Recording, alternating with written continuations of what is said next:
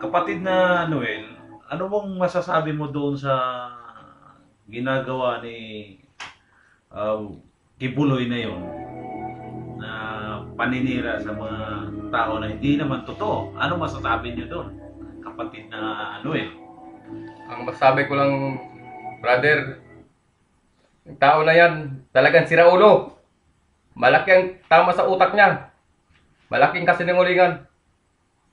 Dahil di minsan, wala nakalagay sa Biblia. Ang Jerusalem, ilalagay niya sa Davao. Malaking baliw. Kaya kung kayo mga taga-sunod ni Kibuloy, kapag maaga pa, umalis na kayo. Dahil madadamay kayo sa kasiraan ng utak niyan. Magsuri kayo, mga kapatid. Huwag kayong padadala sa matatamis na salita niyan. Dahil bubulagin kayo ng paniniwala. Minsan, magbasa kayo ng Biblia para malaman yung totoo kung ano nakasulat sa Biblia. Kung patuloy kayong maniniwala dyan, pati kayo, walang kaligtasan. Yun lang mga kapatid. Sa'yo, Apollo Kibuloy, kung nakikinig ka, padala ka sa mental! Loko-loko! Hindi kang sira ng utak mo. Sayang ang talent ko, hindi mo ginamit sa mabuti. Baliw! Trantado! Ikaw ang hindi maliligtas.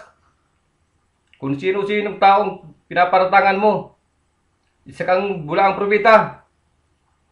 Hindi naman ang totoo hula mo. Ang hula mo, walang katotohanan. Sino nagsabing nagsalita ang Panginoon sa'yo? Loko-loko! Ibang Panginoon nagsalita sa'yo, demonyo! Kaya tigilan mo na. Pag magkita tayo sa Davao,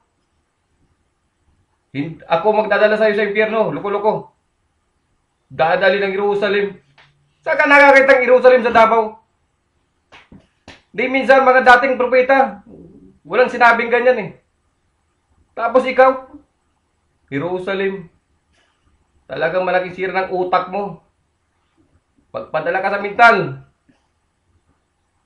Doon lang mga kapatid. Huwag kayong magpadala kay Kibuloy.